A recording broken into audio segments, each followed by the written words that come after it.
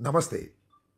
ఆంధ్రప్రదేశ్‌లో పోలీస్ వ్యవస్థ ప్రజలను రక్షించడానికి పనికొచ్చేటటువంటి ఒక పటిష్టమైన వ్యవస్థగా కాకుండా, తెలుగుదేశం ప్రభుత్వం అధికారంలో ఉంది కాబట్టి, ఆ పార్టీకి కొమ్ము కాసేటటువంటి ఒక వ్యవస్థగాను, వైఎస్ఆర్ కాంగ్రెస్ పార్టీ మీద కక్ష తీర్చుకోవడానికి పనికొచ్చేటటువంటి ఒక ఆయుధంగాను తెలుగుదేశం పార్టీకి ఉపయోగపడటం చాలా బాధాకరమైనటువంటి అంశం.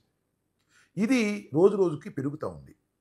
ఈ మధ్యన జరుగుతున్నటువంటి సంఘటనలు చూస్తే అసలు ఈ పోలీస్ వ్యవస్థ వల్ల సమాజానికి ప్రమాదం కలుగుతుందేమోననేటువంటి భయం కూడా కలిగేటటువంటి పరిస్థితి ఏర్పడుతుంది. తెలుగుదేశం పార్టీ కూటమి ప్రభుత్వం అధికారంలోకి వచ్చిన తొలి రోజుల్లో తెలుగుదేశం పార్టీ కార్యకర్తలు వైసీపీ కార్యకర్తల మీద దౌర్జన్యాలు చేశారు. వాటిని అరికట్టడంలో పోలీసు యంత్రాంగం పూర్తిగా విఫలమైంది. సరే, అదొక ప్రమాదం అనుకోండి. ఇవాళ తెలుగుదేశం కార్యకర్తలు దూకుడు తగ్గింది, పోలీసు వారే దూకుడు పెంచి పోలీసు వారే దౌర్జన్యాలు చేసేటటువంటి పరిస్థితికి రావడం అనేది ఒక విధంగా అరాచకం వైపు సమాజం నడుస్తుందేమోననేటువంటి ఒక భయాందోళన కలుగుతూ ఉన్నాయి.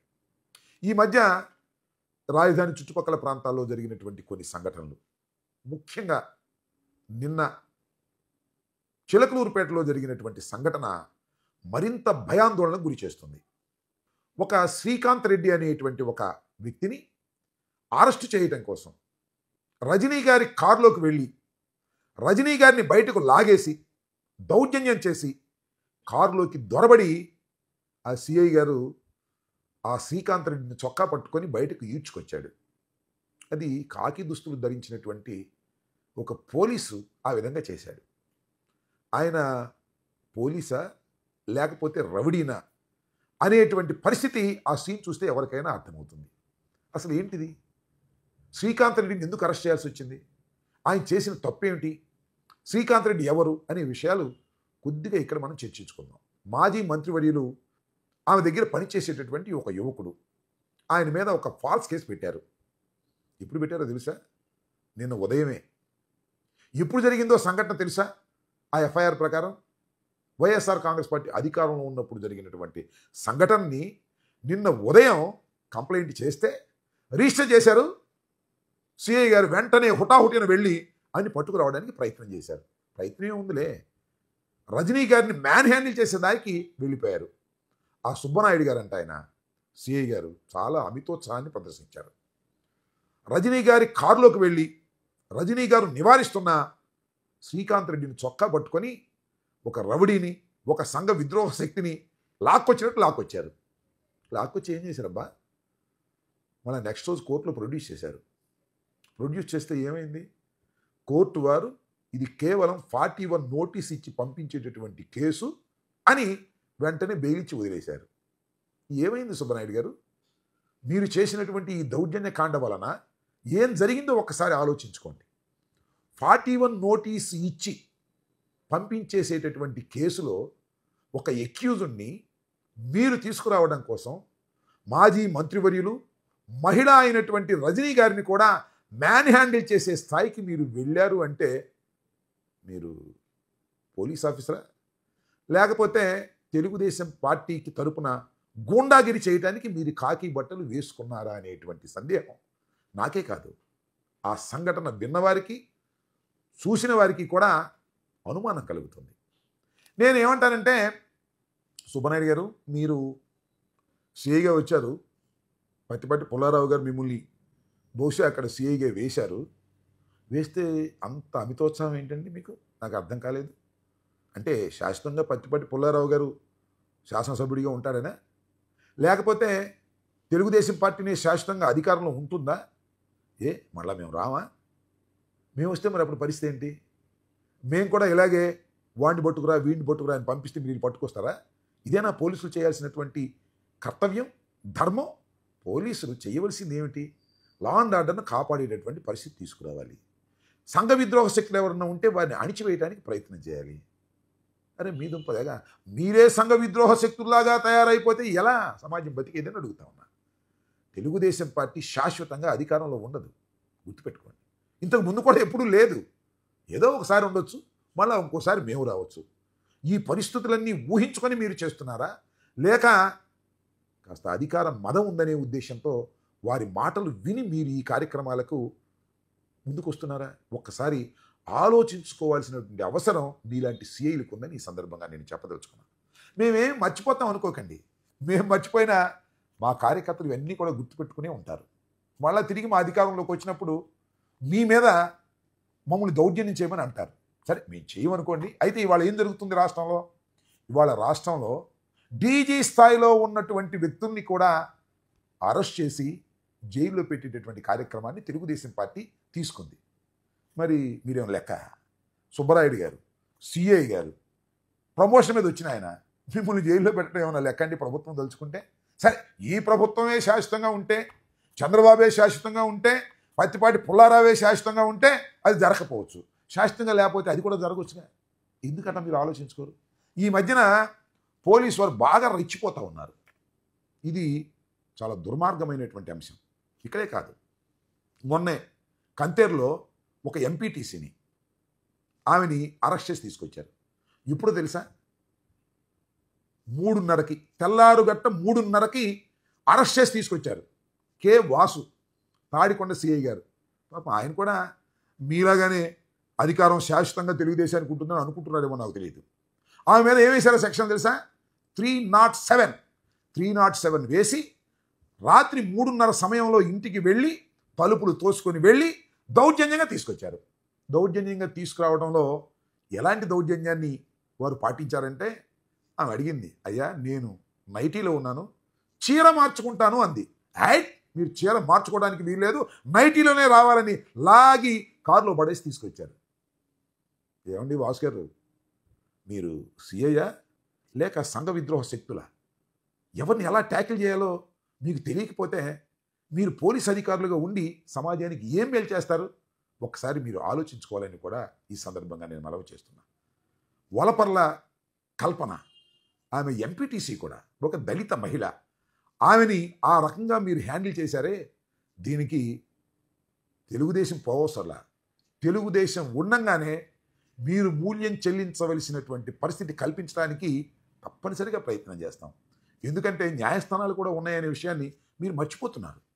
కేవలం మిమ్మల్ని ట్రాన్స్ఫర్ చేయడానికి ఎమ్మెల్యేలు ఉండొచ్చు, లేదా మంత్రులు ఉండొచ్చు, కానీ మీరు చేసే ప్రతి కార్యక్రమాన్ని అబ్జర్వ్ చేయడానికి న్యాయస్థానాలు ఉన్నాయనే విషయాన్ని మీరు మతిమరుపులో పెట్టేసినట్టున్నారు. దీనికి కూడా మీరు మూల్యం చెల్లించవలసినటువంటి అవసరం ఉంటుందని కూడా ఈ సందర్భంగా నేను చెప్పదలుచుకున్నాను. ఇకపోతే దాచేపల్లి సిఐ గారు, పొన్నూరు భాస్కర్, ఈయన కూడా కాస్త మితిమీరి ప్రవర్తించారు. అదేంటంటే, పాలేటి కృష్ణవేణిని హైదరాబాదులో అరెస్ట్ చేసి తీసుకొచ్చారు. తీసుకొచ్చి దాచేపల్లి పోలీస్ స్టేషన్లో అర్ధరాత్రి 2 గంటలకు విచారణ జరిపారండి ఈ భాస్కర్ గారు, సిఐ గారు. అంతేకాదు, ఎవరైనా వచ్చి ఆమెను పలకరిస్తారనో, వైసీపీ కార్యకర్తలు వస్తారనో పోలీస్ స్టేషన్కి తాళాలు వేసేశారు. అంటే బేడీలేసి పోలీస్ స్టేషన్ మూసేశారు. తర్వాత కోర్టులో ప్రొడ్యూస్ చేశారు. గురజాల కోర్టులో ఆర్గ్యుమెంట్స్ విన్నారు. తర్వాత రిమాండ్కి ఇచ్చారు. మొన్న ఆమె బెయిల్ మీద బయటకు వచ్చింది. జీవితాంతం ఆమె లోపల పెట్టలేరు కదా. నేను అడుగుతా ఉన్నా ఆ దాచేపల్లి సిఐ గారిని, మీరు సంఘ విద్రోహ శక్తా లేక చట్టబద్ధంగా పనిచేసేటటువంటి ఒక పోలీస్ ఆఫీసరా? తేల్చుకోండి. శాశ్వతంగా ఈ ప్రభుత్వాలు ఉండవనే విషయాన్ని మీరు గమనించండి. ఆమె కోర్టులో కూడా చెప్పింది మీరు చేసినటువంటి దౌర్జన్యాల గురించి.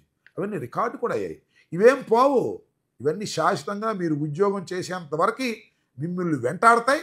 వెంటాడకపోతే వెంటాడే విధంగా మేము చేస్తాం.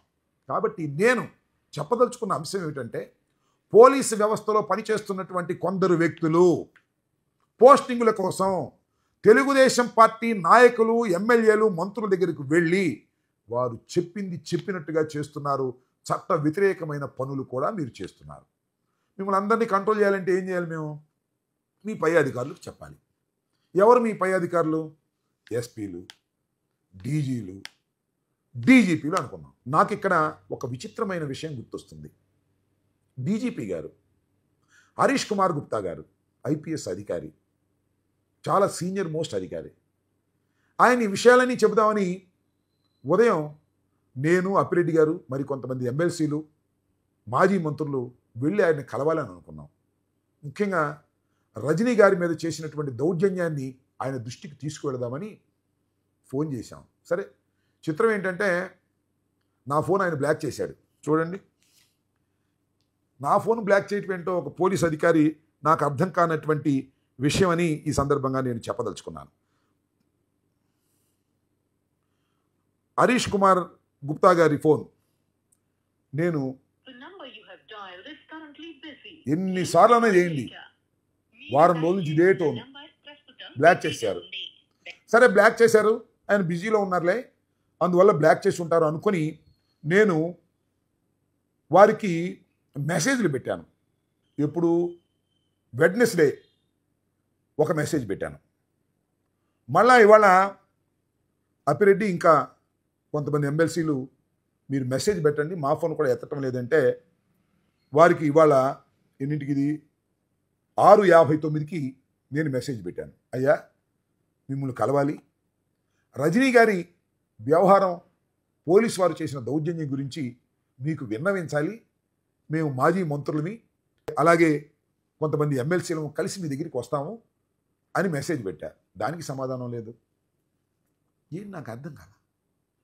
ఒక పోలీసు అధికారి, టాప్ ఐపీఎస్ ఆఫీసర్, అపోజిషన్లో ఉన్న మాజీ మంత్రులని, ఎమ్మెల్సీలని, ఎమ్మెల్యేలని అపాయింట్మెంట్ ఇవ్వండి సార్, ఉన్న విషయం మేము చెప్పుకుంటాం అని అడుగుతుంటే ఇవ్వరే. ఎందుకని? ఏమవుతుంది ఈ వ్యవస్థ? ఏమవుతుంది ప్రజాస్వామ్యం? బహుశా చంద్రబాబు నాయుడు గారు అలా మీరు అపాయింట్మెంట్ ఇస్తే నేను ఊరుకోనని, అపాయింట్మెంట్ ఇవ్వనంటేనే నేను డీజీపీగా మిమ్మల్ని అంగీకరిస్తానని ఏమైనా అగ్రిమెంట్ చేసుకున్నారా? తప్పు కదా ఇది. ఒక IPS officer, senior most IPS officer, ఇంతమంది మాజీ శాసనసభ్యులని, ఎమ్మెల్సీలని అడుగుతూ ఉంటే మీరు అపాయింట్మెంట్ ఇవ్వకపోతే ప్రజాస్వామ్యం ఏమైపోతుంది? లా అండ్ ఆర్డర్ ఏమైపోతుంది? మా బాధ ఎవరింటారు చెప్పండి. నేను మిమ్మల్ని రిక్వెస్ట్ చేస్తున్నా ఈ సందర్భంగా. సరే, పోలీసు వ్యవస్థలో కింద సిఐలు, ఎస్ఐలు లేదా మరొకరు ఎవరో లోకల్గా ఉన్నటువంటి ఎమ్మెల్యేల మాటో మంత్రుల మాటో విని దౌర్జన్యకాండాలు చేస్తున్నప్పుడు మేము చెప్పుకోవడానికి డీజీపీ గారి దగ్గరికి కూడా వెళ్ళలేనటువంటి ఒక దుర్మార్గమైనటువంటి రాష్ట్రంగా ఇది ఉంటే చాలా ప్రమాదం అండి. ఇప్పటికైనా నేను మనవి చేస్తున్నాను, మేము ఒక బృందంగా వచ్చి రాష్ట్రంలో జరుగుతున్నటువంటి అంశాలను డీజీపీ గారికి విన్నవించాలని అనుకుంటున్నాం. ఇప్పటికైనా ఇస్తే ప్రజాస్వామ్యం బతికుందని అనుకుంటాం. మీరు అపాయింట్మెంట్ ఇవ్వకపోతే ఏం చేయాలి? మేము తిరుపతి వెంకటేశ్వర స్వామిని ప్రార్థించాలా? లేకపోతే న్యాయస్థానాలకు వెళ్ళి అయ్యా మాకు డీజీపీ గారి చేత మీరు పర్మిషన్ ఇప్పించండి అపాయింట్మెంట్ అని అడగాల? ఇది ధర్మమేనా? కాబట్టి నేను డీజీపీ గారికి సవినయంగా విజ్ఞప్తి చేస్తున్నాను. అపోజిషన్లో ఉన్నాం మేము, 11 సీట్లు మాత్రమే మాకు రావచ్చు. అయినా ప్రజాస్వామ్య దేశంలో డీజీపీ గారు మాజీ మంత్రులు, ఎమ్మెల్యేలు, ఎమ్మెల్సీలు అడిగినటువంటి అపాయింట్మెంట్ని తిరస్కరించడం సరైంది కాదు. కనీసం ఫోన్ ఎత్తి ఇవాళ కాకపోతే రేపు కాకపోతే ఎల్లుండి రండి అని చెప్పడం అనేది ధర్మమని ఈ సందర్భంగా నేను తెలియపరుస్తున్నాను. ఒక్క విషయాన్ని అయితే నేను చాలా స్పష్టంగా చెప్పదలుచుకున్నాను. ఇవాళ రాష్ట్రంలో ఉన్నటువంటి పోలీసు యంత్రాంగం కేవలం తెలుగుదేశం పార్టీ జేబు సంస్థగా తయారయ్యేటటువంటి పరిస్థితి కనిపిస్తూ ఉన్నది. సిన్సియర్గా ఉన్న ఆఫీసర్స్ లూప్ లైన్లోకి పోతున్నారు. ఎవరో చంద్రబాబు నాయుడు గారు చెప్తేనో, లోకల్ ఎమ్మెల్యేలు చెప్తేనో, లోకల్ మంత్రులు చెప్తేనో అడ్డగోలుగా చేసే వాళ్ళకి మాత్రమే పోస్టింగ్లు వస్తున్నాయి. కొంతమంది సిన్సియర్గా ఉంటే వారిని సస్పెండ్ చేస్తున్నారు. ఇది ప్రజాస్వామ్యానికి చాలా ప్రమాదకరమైనటువంటి అంశమని ప్రజలు కూడా దీన్ని కొద్దిగా ఆలోచించాలని ఈ సందర్భంగా ప్రజలకు కూడా సవినయంగా నేను విజ్ఞప్తి చేస్తున్నాను. ధన్యవాదాలు. Subscribe to Social TV Telugu for more videos. Hit the bell icon for faster updates.